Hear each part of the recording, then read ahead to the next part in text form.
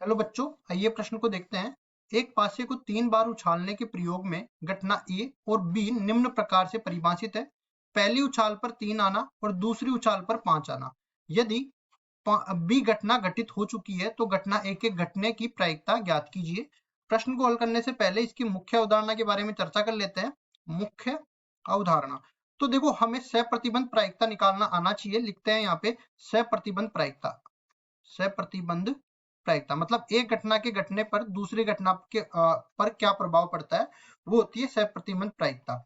तो इसका सूत्र भी होता है, जैसे अपने पास वॉल्यूम है, ए के घटने की प्रायिकता जब बी घट चुका है तो ये किसके बराबर हो जाएगा, ए और बी के एक साथ घटने की प्रायिकता, और नीचे इसमें भाग लग जाएगा बी के घटने की प्रायिकता का। अब देखिए यहाँ पे क्या करेंगे, अगर इसका उल्टा करूँ ना मैं, जब बी के घटने की प्रायिकता निकालू, ए घट चुका है, तब ऊपर तो अपने पास ए और बी के एक साथ घटने की प्रायिकता आ जाएगी, लेकिन इसमें भाग लग जाएगा ए के घटने की प्रायिकता का। अब चलते हैं सवाल में। सवाल में दिया गया है कि एक पासे को 3 बार उछालने पर, तो बोलेंगे 3 बार उछालने पर, 3 बार उछालने पर पासे पर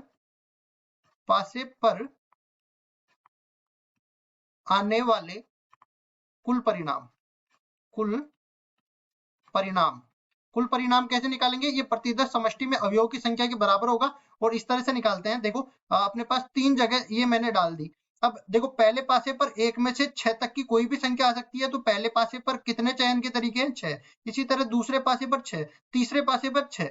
तो प्रतिदर्श समष्टि में अवयव की संख्या किसके बराबर आ जाएगी, 6 गुणा 6 गुणा 6 मतलब 216 के बराबर आ जाएगी, जिसको 6 गुणा 6 की घात 3 भी कह सकते हैं। इसके बाद आगे बढ़ते हैं। देखो एक घटना यहाँ पे निर्धारित कर देते हैं, पहली उछाल पर 3 आना। लिखते हैं एक घटना को पहली उछाल पर 3 आना, पहली उछाल पर 3 आना, पहली उछाल पर 3 आना मैंने फिक्स कर दिया। तो अगर मैं एन ए का मान निकालना चाहूं तो इस तरह से समझो, ये देखो 3 स्थान है, पहली उछाल पर 3 मैंने ये फिक्स कर दिया। बाकी दूसरी उछाल पर 1 से 6 तक की संख्याओं में कोई भी आ सकता है, तीसरी उछाल पर भी 1 से 6 तक की संख्याओं में कोई भी आ सकता है। तो कुल तरीके कितने हो गए, 6 गुणा 6 गुणा 1, ये अपने पास एक तरीका हो गया ना। तो ये 36 के बराबर हो गया। इसी तरह अगर मैं पीए का मान निकालना चाहूं तो ये बराबर हो जाएगा एन ए बटा में एन एस के बराबर, जो कि अपने पास आ जाएगा 36 बटा 216, अपने पास बन जाएगा ये 1 बटा 6 के बराबर। अब इसके बाद आगे बढ़ते हैं और यहाँ पे बी घटना को निर्धारित कर देते हैं। बी घटना है दूसरी उछाल पर 5 आना, तो इसको भी लिखते हैं इसी तरह। बी घटना दूसरी उछाल पर 5 आना, दूसरी उछाल पर 5 आना, ये अपने पास इस तरह से बन जाएगा। देखो एन बी अगर मैं निकालना चाहूं तो इसको भी मैं इसी तरह समझाता हूं। 3 स्थान अपने को दे रखे हैं, और इसके लिए देखो दूसरी वाली के लिए यहाँ पे 5 निर्धारित कर दिया है, तो इसके लिए तो एक तरीका हो गया। फिर उसके बाद में देखो पहले भाग के लिए कितने अंक है अपने पास, 6 अंक है। 1 से 6 तक की कोई भी संख्या यहाँ पे आ सकती है, तो 6 तरीके इसके हो गए, और तीसरी वाली के लिए 6 तरीके हो गए।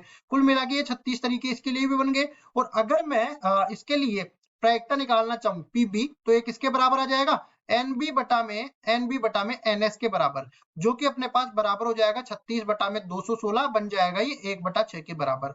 अब देखो थोड़ा सा और आगे बढ़ते हैं, और ए इंटरसेक्शन बी अपने पास किसके बराबर आएगा, पहले पासे पर 3 वो दूसरे पासे पर 5 आना, पहले पासे पर 3 व दूसरे पासे पर 5 आना, ये दोनों एक साथ गठित हो, दूसरे पासे पर 5 आना।